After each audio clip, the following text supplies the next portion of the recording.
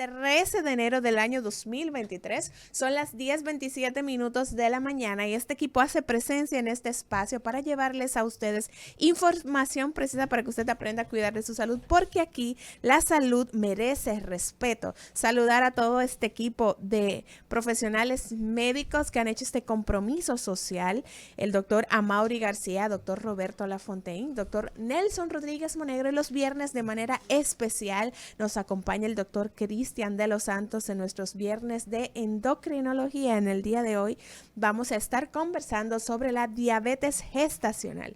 Queremos recordarles que ustedes nos sintonizan a través de Rumba 98.5 FM, en la región del Cibao a través de Premium 101.1 FM, y en todo el mundo usted puede sintonizarnos a través de la web www.rumba985fm.com y también a través de nuestro canal en YouTube Rumba FM, en donde hacemos transmisión en vivo cada día, y usted por allí tiene la oportunidad de escribirnos a través de un chat en vivo que tenemos y dejarnos sus comentarios, sus preguntas, sus inquietudes. Buenos días, doctor Roberto Lafontaine. Esta semana no habíamos tenido el privilegio de verle aquí de manera presencial. Buenos días, Alicia, todo ese gran equipo que nos acompaña para hacer una entrega como cada mañana y hacer una comunicación con el público sobre un tema de salud. Pero mira, yo siempre observo algo ¿Qué observa? y a Vamos veces a ver. vale la pena comunicarlo. Sí. Óyeme, que el estrés te da más entusiasmo a ti. Te pone más rápida. Óyeme, comunica muchísimo mejor, y eso que usted es muy buena comunicando, porque tú le infundes ánimos a la persona cuando estás estresada. Esa es la idea. Es viernes, que la gente va como que bajando la pila. Hay que tratar de mantener a la gente en buen ánimo. Buenos días, doctor Nelson Rodríguez Monegro. Buen día, Lisania. Y el amigo Roberto Lafontaine reapareciendo. Reapareció. Era que me Como el tenían de cometa castigo. Como el cometa aquel, el cometa Harley. Pues nada, un saludo afectuoso a Ismael y ¿cómo que se llama el otro delincuente? Isidro Labur. Aquí se cruzó de brazos y todo. A Mauri, pues nada, Cristian está, hoy es el día de Cristian. Hoy es el día de Cristian Él de los está por Santos. entrar, está por entrar. Se reintegra en unos minutos. Muy bien, y sobre todo a ese público maravilloso que siempre nos espera, ávido de tener algún tipo de información que le permita, pues, como siempre decimos, asumir de manera particular, pues, su propio estado de salud, adoptando estilo de vida saludable. Ese es el objetivo principal de esta cátedra médica. Así es, así es. Y ya la gente está acostumbrada, doctor, que al inicio del programa aquí comentamos con usted las principales noticias relacionadas al sector salud. Y justamente ayer estábamos hablando de cómo se va propagando el cólera en nuestro país, de los brotes que están surgiendo en distintos sectores de Santo Domingo. Y pues justamente ayer hubo otro caso positivo procedente de Boca Chica. Un hombre de 38 años, procedente de este municipio, se encuentra ingresado en el hospital Félix María Goico tras haber dado positivo al cólera, de acuerdo a lo que informaron los familiares. Y adherido a esta información, pues la OMS está haciendo la advertencia de que hay escasez de vacunas para poder hacer frente a esta enfermedad. Su comentario, doctor, con relación a esta actualización de lo que se vive con el cólera en nuestro país.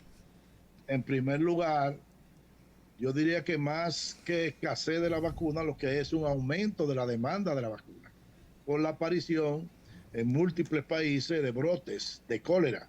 Y fíjate que, como hemos dicho anteriormente, el cólera es una enfermedad de la pobreza. Sí. Y resulta que cuando revisamos los países que tienen brotes de cólera, entonces nos damos cuenta que son países, primero, que están su mayor proporción de la población está por debajo de la línea, más de un 50% por encima de la línea de la pobreza. Es decir, más del 50% de la población están en esa línea, debajo de la línea de la pobreza.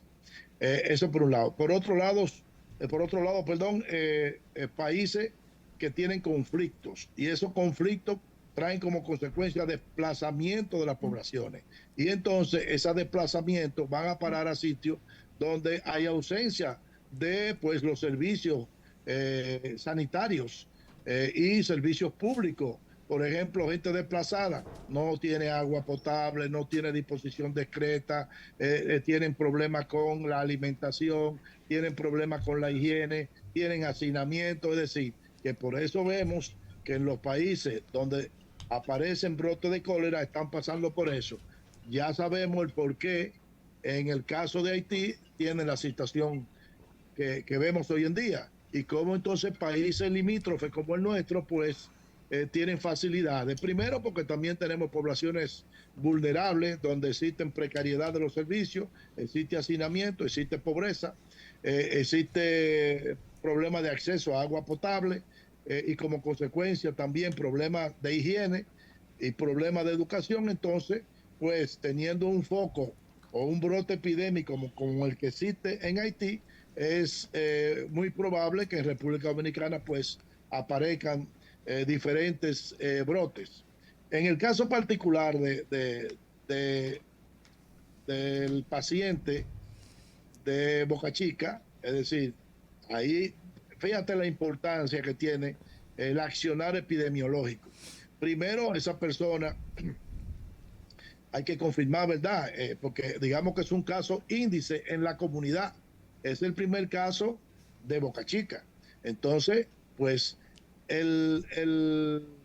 la dirección de epidemiología, pues debe, primero, después de una historia clínica con este paciente, entonces de andar los pasos de este paciente para poder detectar dónde él se contagió de esa enfermedad y así poder introducir las intervenciones oportunas para evitar la expansión y la aparición de mucho más casos. Es decir, es el control del área donde él se desenvuelve, porque de algún lado él se contagió.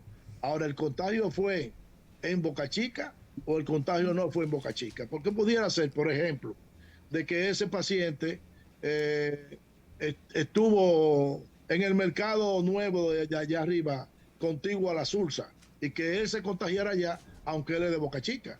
Por eso hay que buscar qué es lo que hace él, a dónde ha estado en las últimas 48 horas, diría yo. Entonces, para que el Ministerio de Salud, a través de la Dirección de Epidemiología, pueda detectar, pues, dónde el tipo se contagió y, en consecuencia, reitero, tomar las medidas pertinentes. Es decir, que vemos cómo han ido apareciendo casos que incluso es deber de las autoridades, pues, definir si esos son casos, digamos, autóctonos de Boca Chica en este caso, o el caso de San Carlos, o el caso de Villa Agrícola. No tanto de Villa Agrícola porque es una comunidad que está contigua a la Sursa.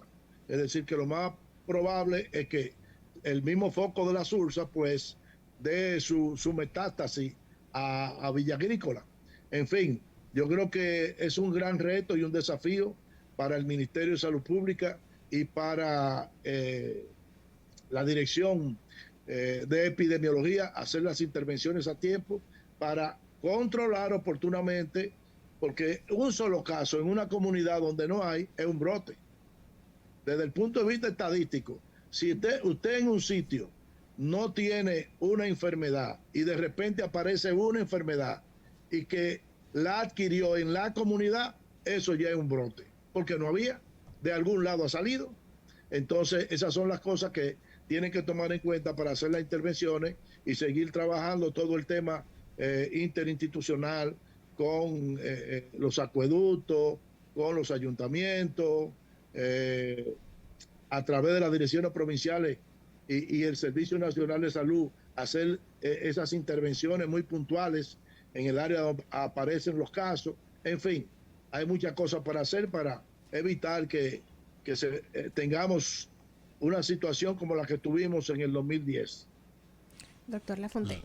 Sí, Nelson. Mira, subrayando uno de los aspectos que tú muy bien has destacado, de la relación que existe entre el cólera y este tipo de enfermedades con la pobreza. También hay un aspecto y es el cómo el Estado está invirtiendo los recursos. O sea, aquí se está viendo que la inversión de recursos para mejorar las condiciones de vida de las personas es pobre. De hecho, ha sido una de las notas negativas que ha sacado esta gestión gubernamental en cuanto a la inversión y además de guardar más de 14.300 millones de dólares teniendo una condición de pobreza de esta naturaleza. Y lo poco que invierten en áreas sociales, por ejemplo, en el área de salud, a donde no se fortalecen los programas de atención precisamente porque no hay recursos para los mismos. ¿Qué te parece? Bueno, uno de los hándicaps que tiene este gobierno, aparte de tener un bajo presupuesto para inversión, es la capacidad de ejecución. Muchas veces se presentan una cantidad de dinero como mecanismo de eficiencia y por lo cual se han economizado dinero. Entonces tú dices que cuando tú tienes baja inversión, te lo voy a poner gráficamente. Yo recuerdo cuando yo era director provincial de salud aquí en la provincia de España, el director del hospital de un municipio viene y me dice muy contento porque se había economizado 14,000 pesos en un mes. Pero el presupuesto que tenía ese hospital era apenas de 32,000 pesos mensuales. Y él viene y me dice que producto de las intervenciones y de la eficiencia y transparencia en el manejo de los recursos, él en el mes economizó 14,000 pesos. Yo inmediatamente le dije, mire, compadre, no hay forma de que usted pueda economizar cuando la cantidad de dinero que a usted le dan es insuficiente para lo que tú necesitas. De modo que usted ha dejado de hacer muchísimas cosas que tiene que hacer para decirme a mí que le quedaron 14,000 pesos. Y eso ocurre con el gobierno. Es decir, que mucho del dinero que supuestamente se economizan es por la baja capacidad de ejecución del monto presupuestario que de por sí es mínimo. Eso por un lado. Por otro lado, bueno, en el área de agua potable, tienen un incumbente joven, muy dinámico, muy locuaz, en el área de INAPA. Y de acuerdo a las informaciones que yo oigo, emitidas precisamente por esa autoridad, aquí se ha hecho muchísimo en el área de agua potable. Faltaría por comprobar si es así, porque yo oigo la cantidad de acueductos que han terminado y la cantidad de infraestructura en términos de el manejo de aguas residuales. Faltaría comprobar si eso es verdad, ¿verdad? Entonces, yo estoy muy de acuerdo contigo. Las grandes inversiones siguen concentradas en las grandes ciudades y en esas grandes ciudades también hay escasa inversión en las áreas más vulnerables desde el punto de vista sanitario y desde el punto de vista de incentivar el desarrollo de esas comunidades. Entonces, por eso tú ves, por ejemplo, cuando yo voy a la capital, tú vas a encontrar que en el polígono central siempre están asfaltando las calles, pero calles que no tienen ningún problema. Ya no aguantan más capas de asfalto. Es decir, ya el desnivel entre el borde superior del pavimento y el contén pasa de 10 pulgadas, que si tú te caes como si cayera en una zanja. Sin embargo, cuando tú vas a esos barrios marginados, esa situación no se ve. Es decir, no hay ni el tema de contenes, del tema de las aceras, y mucho menos el tema de asfaltado de calle. Es decir, tú ves las precariedades que hay y tú ves cómo se mantiene limpio el polígono central, pero cuando tú vas a esos barrios están llenos de basura y de desperdicio. Es decir, lamentablemente la gran inversión se concentra en los sitios que menos necesitan ahora. Son los sitios por donde más pasa la gente. Claro.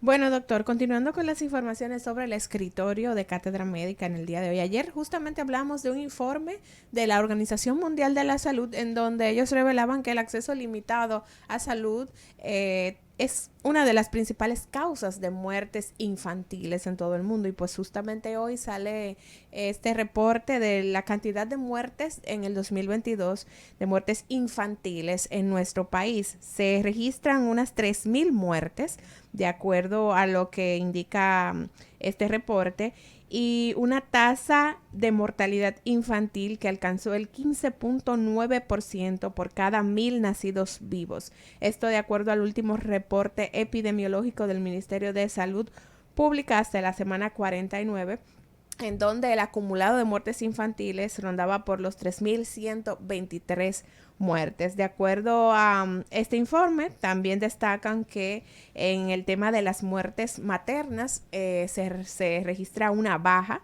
una tendencia a la baja con un acumulado de 162 muertes sin reportes de fallecimiento durante esta semana epidemiológica. Adelante, doctor. Mira cómo se manejan indicadores dependiendo a conveniencia. Por un lado te hablan de tasa, ¿verdad? De mortalidad infantil que se calcula por cada 1.000 nacidos vivos. Sí. Ahí tendríamos nosotros que ellos aclarar que cuando hablan de mortalidad infantil, si están hablando muerte en menores de 1 año o muerte en menores de 5 años. Cuando se habla de mortalidad infantil, usualmente se está hablando de mortalidad por debajo de los 5 años. Si es esa mortalidad de la que están hablando, yo dudo que esa sea la tasa real. No creo que aquí el país esté a nivel de 15 muertes por 100.000 nacidos vivos en niños por debajo de los 5 años. Eso puede aproximarse en esa mortalidad que es en niños por debajo de 1 año. Fíjate, ahí utilizan la tasa. Sí. Sin embargo, cuando están hablando de muerte materna, que se calcula la muerte materna por cada 100.000 nacidos vivos. Entonces ahí no te hablan de la tasa, ahí te hablan en términos absolutos. Entonces te hablan de 160 muertes este año que recién termina, que si lo compara desde el punto de vista en términos absolutos con el año pasado, es posible que tengan algunas 10, 12, 15 muertes menos, pero que no se calcula así. Tiene que decirme cuántos nacidos vivos hubo en el 2022. Y si los nacidos vivos en el 2022 han disminuido, posiblemente esa tasa, lejos de haber bajado, ha aumentado. Yo creo que yo he explicado muchas veces esa situación. Ellos tienen primero que decir cuántos nacidos vivos hubo en la República Dominicana en el 22. Y entonces, tomando como referencia eso, y el número absoluto de las muertes, entonces me puede hablar de tasa. Entonces, creo que eso es importante. Tampoco me puede hablar de tasa de mortalidad infantil si no me dice cuántos niños nacieron en el 22. Claro. Entonces, son formas de manejar las estadísticas. Desde luego, ahí volvemos con un tema que ha dado mucha dificultad en República Dominicana, y es la reducción de la mortalidad neonatal. Es decir, que es la mortalidad en los primeros 28 días de nacido, y sobre todo lo que se llama la mortalidad neonatal precoz, que es aquella que ocurre en los primeros 7 días de nacido, que es la mayor que tenemos por la alta incidencia de partos prematuros. Por un lado, tenemos muchos niños prematuros. En segundo lugar, por, digamos, la falta de camas de intensivo neonatal en la República Dominicana, que apenas están concentradas en las grandes maternidades y uno que otro municipio cabecera de algunas provincias. Y por otro lado, eso demanda también el tener médicos neonatólogos o perinatólogos competente, capacitado, entregado, y sobre todo un servicio de enfermería especializado, disponible, comprometido. Sobre todo ese tema de la enfermería es capital, porque quien está permanentemente con esos niños prematuros son las enfermeras. Entonces, Creo que ahí tenemos dificultades en el acceso a servicios de calidad neonatal.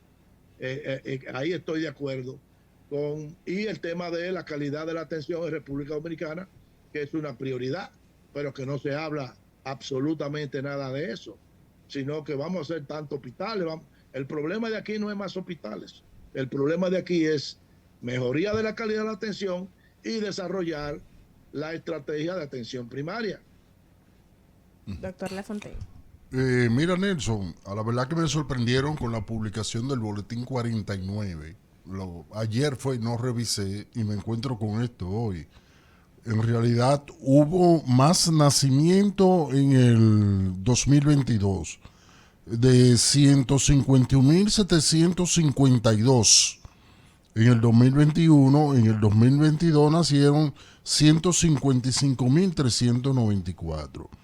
Ahora bien, ¿qué es lo que se está ocultando aquí? Que la tasa de mortalidad materna, en función de eso, fue de 107.48. La tasa de mortalidad materna. Esta tasa, ellos la venían manteniendo y la venían bajando, la llegaron una vez a 95. Pero en realidad era muy evidente lo que estaba pasando y terminó en 107.48. Si tú la comparas con el año antes de COVID, esa mortalidad materna andaba por 94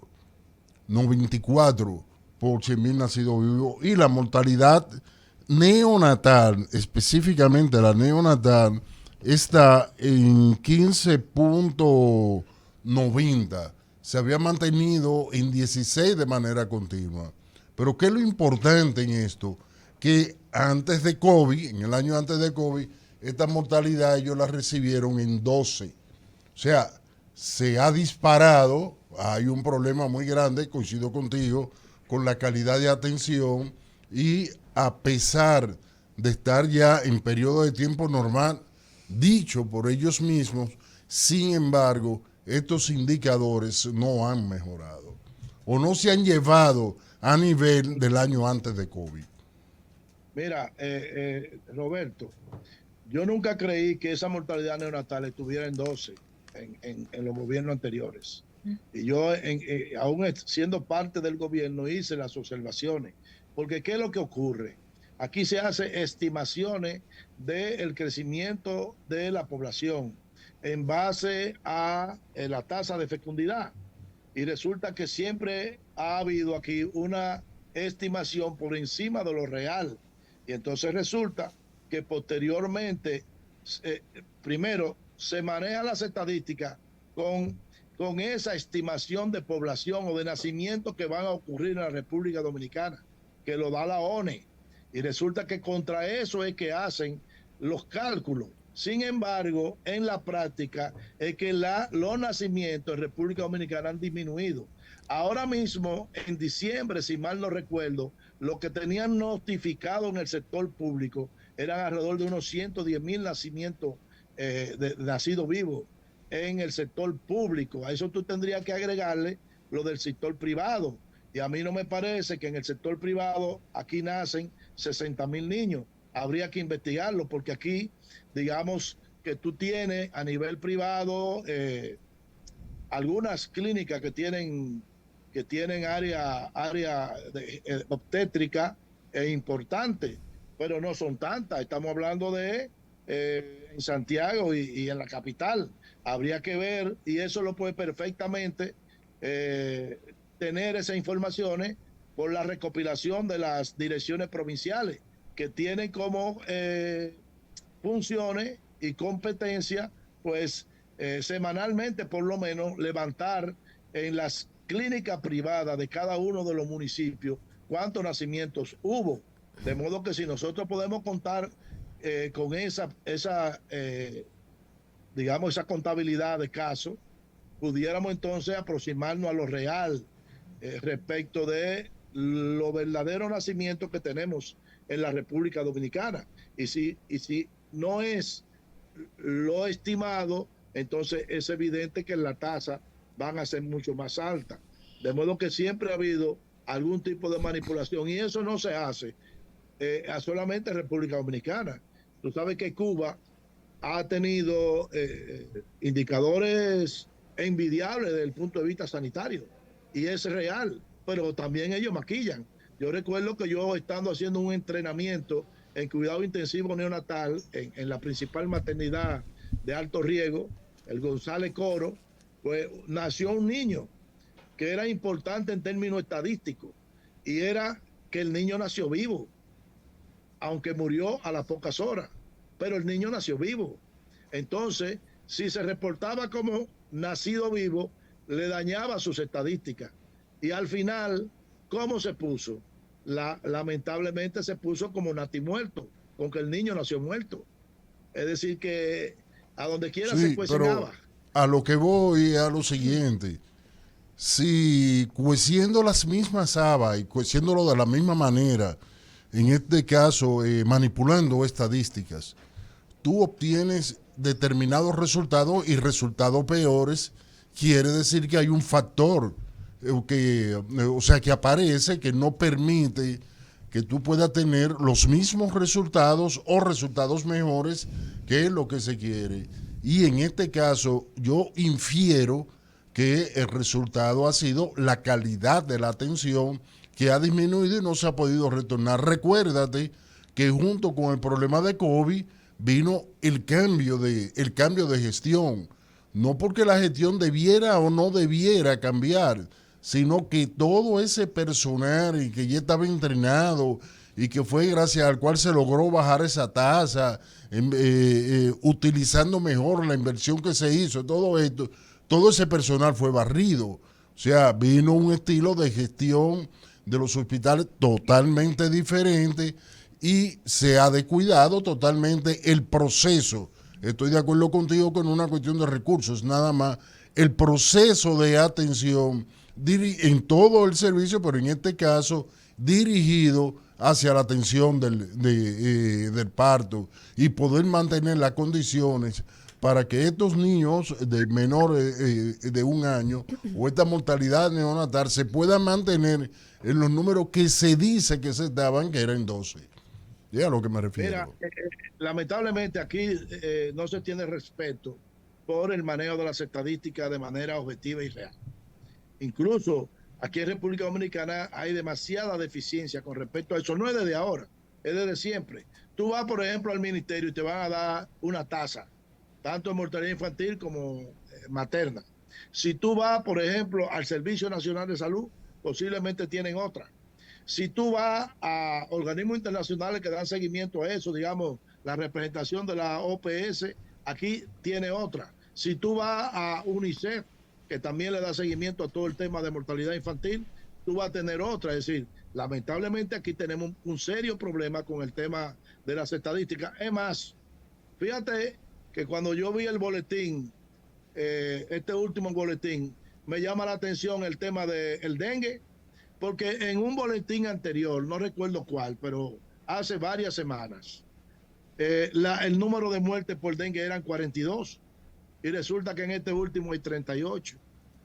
¿No te diste cuenta de eso? Sí. No me fijé, pero ellos... En uno anterior habían 42 y yo recuerdo que comentamos eso en ese momento. Sí. Y resulta que en este boletín el número de muertes son 38. En el 49 ahora, no lo he visto. Ahora en la nota que me pasaron, ahí está. Entonces tú dices, pero ven acá, ¿y qué pasa ahí? Entonces juegan a veces a la memoria de la gente también, o de los que le damos seguimiento a eso, y eso no es posible. Es igual que, como tú me vas a decir a mí, que todos los casos de malaria son importados. No, los menos son los importados. Porque nosotros tenemos malaria en este país. Claro. Y ese caso de San Juan, bueno, entonces tú oyes cuestiones contradictorias, porque en un momento oímos hasta el propio ministro decir que todos los casos de malaria eran importados. No sé de dónde sacó esa información. En fin, es el tema. Doctor Cristian, tiene un comentario, adelante. Gracias, buenos días, doctor Rodríguez Monegro. La aplicabilidad o la aplicación de la tolerancia cero, de ese programa Tolerancia Cero para la mortalidad materno-infantil, ¿cómo anda la ejecución de ese programa? Mira, Yo no sé ahora, desde luego, pero yo que tuve la oportunidad de bregar con eso, la mortalidad, la tolerancia cero fue en un momento determinado una estrategia. Luego estuvo otra estrategia que era la atención obstétrica de emergencia. Luego hubo otra que se llamó Código Rojo, que era una política en bajar toda la mortalidad por el tema de sangrado antes, durante y posparto. Y así hay un sinnúmero de estrategias. La última que nosotros implementamos y que fue una idea de este servidor que está aquí, fue lo que se llamó el ginecobstetra residente. ¿Y qué significaba eso? Era la contratación, porque cuando nosotros evaluábamos el tema de mortalidad materna, entonces resulta que se presentaban casos en los que el diagnóstico, por ejemplo, tenía un diagnóstico de sufrimiento fetal agudo. Eso implica hacerle inmediatamente una cesárea. Correcto. Bueno, perdimos Se fue la voz. el audio con el doctor. Sí, adelante. Escucha. Sí, ahora sí. Sí, o una de proporción ¿cómo se llama? Cefalopélvica. Cefalopélvica. Exactamente. Bueno, por ponerle dos ejemplos, ¿verdad? Entonces resulta que quien hizo el diagnóstico le dejaba el caso al que venía después. Se perdían horas y traía como consecuencia mortalidad infantil en el caso del sufrimiento fetal agudo, y también mortalidad infantil y rotura uterina y muerte materna en el caso de la proporción cefalopélvica.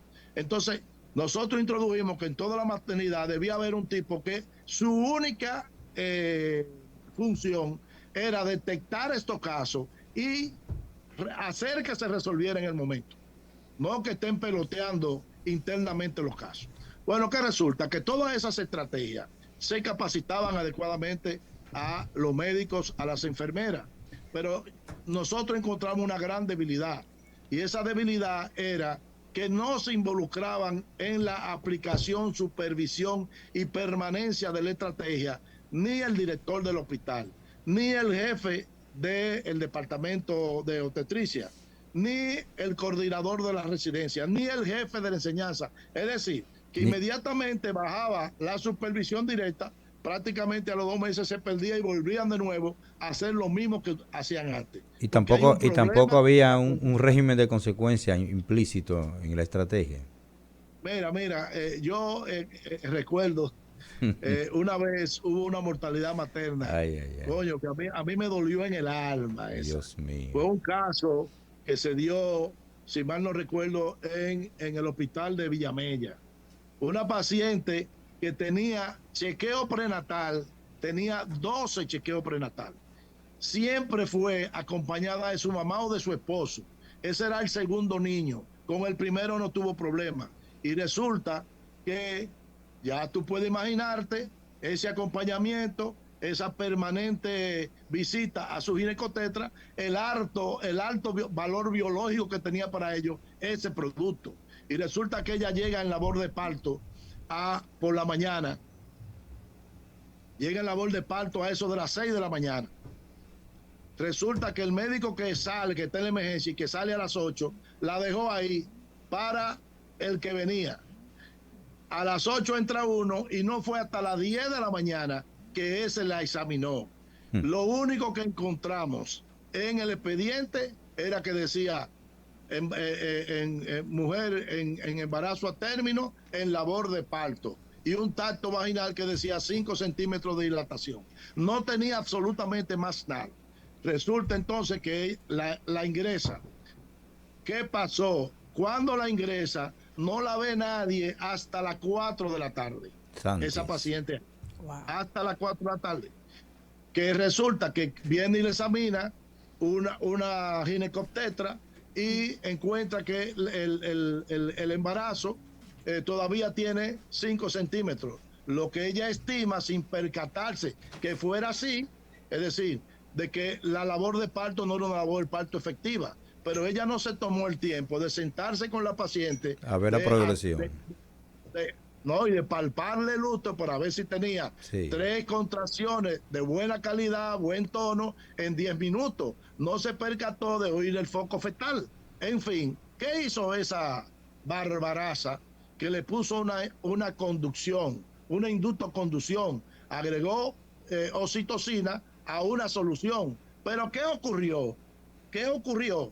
Que nadie le dio seguimiento. Y ustedes recuerdan, cuando yo estoy hablando de cosas básicas, Sí. desde el punto de vista obstétrico. Correcto. Tú eres endocrinólogo, ¿verdad? Sí, Sí. así es. Okay. Tú Pero yo soy, recuerdas cuando pero tú soy, pasaste- pero soy médico primero que endocrinólogo. Claro, por eso te estoy haciendo el recuento. Cuando te decían a ti, bueno, tú vas a recordar el famoso partograma, Sí. que para mí es la manera más sencilla de darle seguimiento a la labor de parto.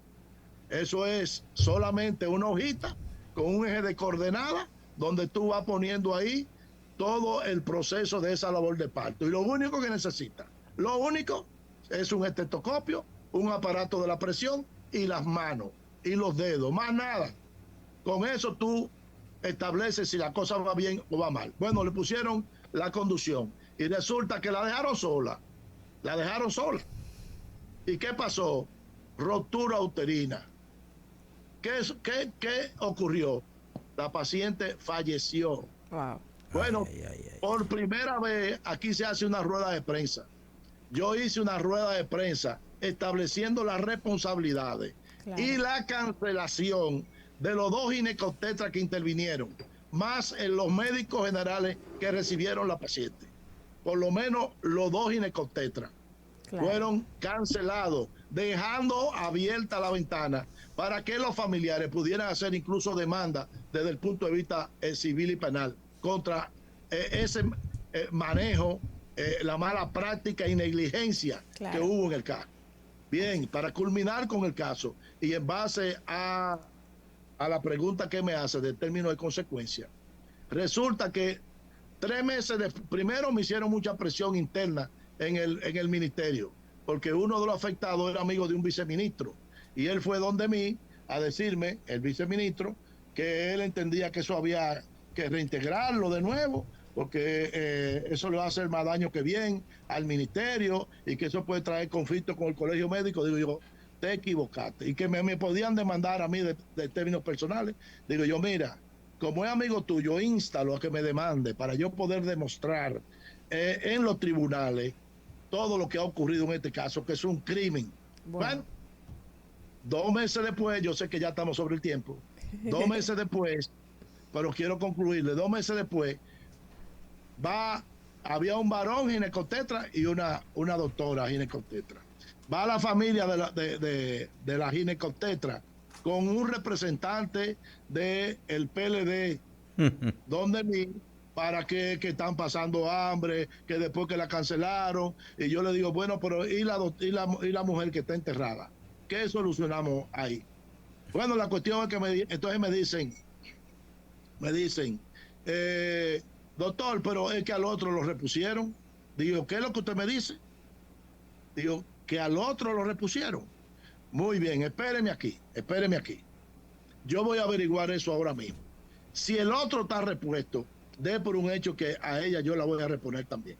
Y yo cogí y investigué, luego fui donde la autoridad máxima del ministerio en eso y le llevé el expediente, mira, para que reponga a esa doctora. ¿Cómo? ¿Y esa no es la doctora? Sí, digo yo, no hay que reponerla. ¿Por qué? Porque tú repusiste al otro. Como tú repusiste al otro, hay que reponerla a ella. Y tú repusiste al otro porque fulano de tal, que era amigo del otro, vino aquí y al margen mío, que soy el responsable de eso, se repuso. Entonces, doy por concluido con la reposición de ella y óyeme lo que te voy a decir. A mí no me hable más del tema de reducción de la mortalidad materna, que yo no voy a estar de relajo y que haciendo rueda de prensa para después resulta que por atrás estar arreglando las cosas. Es decir, conmigo no me hable más de muerte materna. ¿Por qué? Porque yo me eché los dientes discutiendo muerte materna ahí. Y realmente, yo cuando digo esto, le duele a mucha gente, sobre todo al colegio médico. No, es que hay estudios donde demuestran que el 56% de las muertes evitables están relacionadas directamente con dos cosas, con malpráctica y negligencia médica. Así de sencillo. Y eso definitivamente hay que seguir hablándolo para que en algún momento pueda cambiar y no se pierdan tantas vidas por falta de la atención adecuada. Y que se sepa que la gente que va al hospital son seres humanos. Claro, claro. No, pero óyeme, para culminar de parte mía. Incluso muchas muertes de esas haitianas que dicen que llegan en malas condiciones, que llegaron que nunca han con una ido, anemia tremenda, que llegaron, también mueren la mayoría por negligencia y malpráctica médica, aún teniendo problemas de salud. Bueno, gracias doctor Nelson Rodríguez Monegro por acompañarnos hoy sobre el escritorio de Cátedra Médica. A ustedes que nos escuchan, no se muevan porque hoy vamos a hablar sobre diabetes gestacional, justamente una condición a la que hay que prestar atención durante este control mucha mortalidad prenatal.